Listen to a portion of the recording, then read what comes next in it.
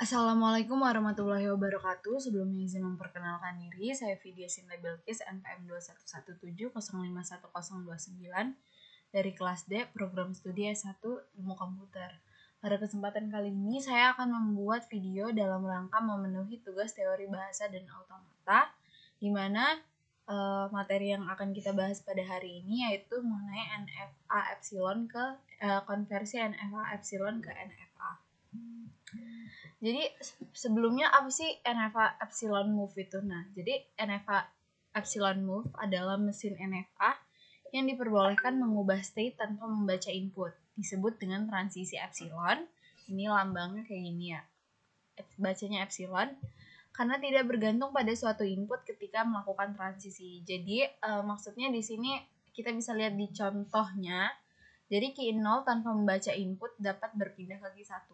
Jadi key 0 itu dia bisa pindah ke state key 1 tanpa harus baca input, kayak misalnya di materi sebelumnya itu ada kayak 1, inputnya 1 atau 0 atau A, B, C gitu, bebas kan. Nah, ini tuh dia bisa berpindah tanpa input, epsilon gitu. Nah, ini juga key 1 ke key 2, key 4 ke key 1. Nah, karena di sini epsilon closure adalah himpunan state-state yang dapat dicapai dari suatu state tanpa membaca input.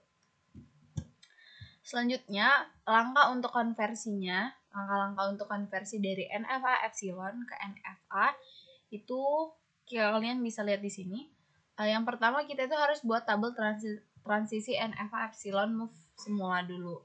Jadi kita kalau misalnya dikasih diagram transisi epsilon, NFA epsilon, itu kita bikin dulu tabel transisinya. Lalu kita tentukan epsilon closure-nya untuk setiap state. Yang ketiga, carilah setiap fungsi transisi hasil perubahan dari NFA epsilon move ke NFA tanpa epsilon move disebut dengan transisi petik ya, kayak ya, di mana transisi turunan didapatkan dengan rumus gini, state, terus state-nya apa, inputnya apa, closure, ini transisi, kemudian closure, state, baru input. Berdasarkan hasil nomor 3, kita dapat membuat tabel transisi dan diagram transisi dari NFA tanpa epsilon move yang ekivalen dengan NFA epsilon move tersebut.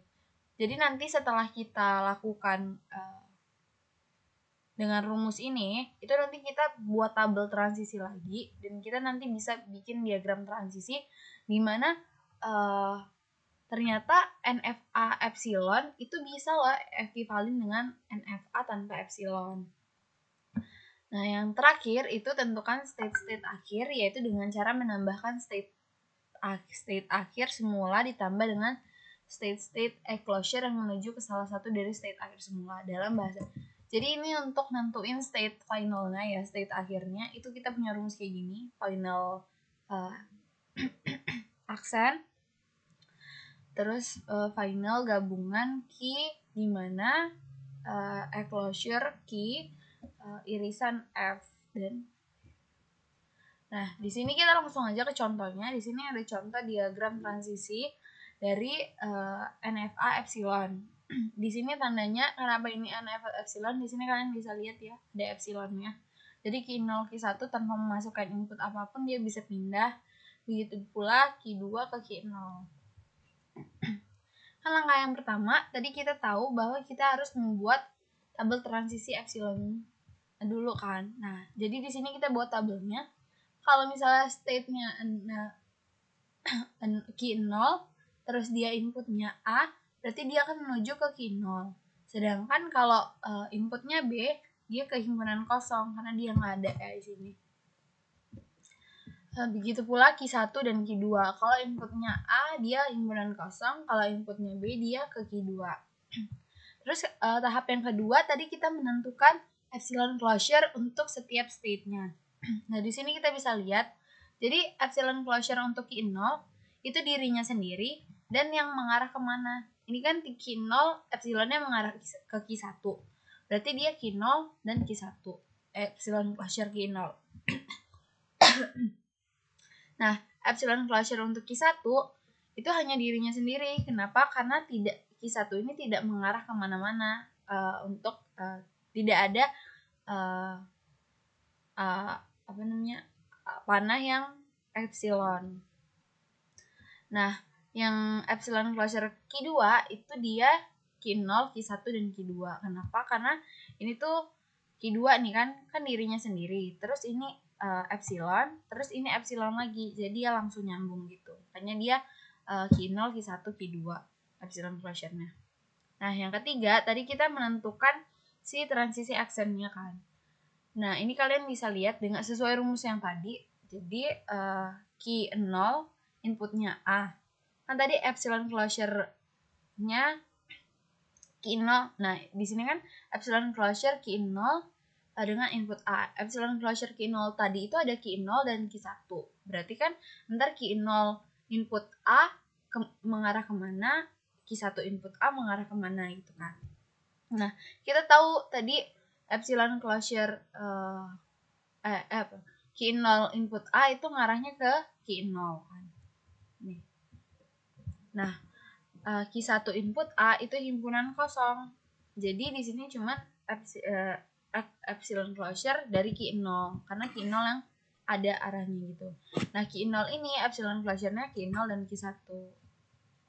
Nah, selanjutnya untuk yang Q0 input B juga kayak gitu. Q1 input A, Q1 input B, Q2 input A, Q2 input B juga gitu. Nah, di sini kan kenapa ini himpunan kosong? Karena Q1 input A, dia tuh kan nggak mengarah kemana-mana. Makanya epsilon closure dari himpunan kosong ya himpunan kosong. Nah, yang ketiga, kita buat tabel transisi hasil NFA tanpa epsilon move. Jadi Q0, kalau inputnya A, dia mengarah ke Q0 dan Q1. Nih, ya tadi ya, yang ini. Lalu, kalau inputnya B, dia ke Q0, Q1, Q2. Kalau Q1, inputnya A, himpunan kosong. Inputnya B, Q0, Q1, Q2. Begitu. Yang Q2, input A, Q0, Q1. Input B, Q0, Q1, Q2. Jadi, di sini kan tadi kita lihat ya. Nah, himpunan state final itu kan ditandai dengan lingkaran ganda. Di sini kita tahu bahwa state finalnya adalah Q0. Nah, kan himpunan state akhir semula adalah Q0. Nah, state yang epsilon closure yang menuju ke salah satu dari state akhir semula adalah epsilon closure Q0 input 0, Q0, Q2.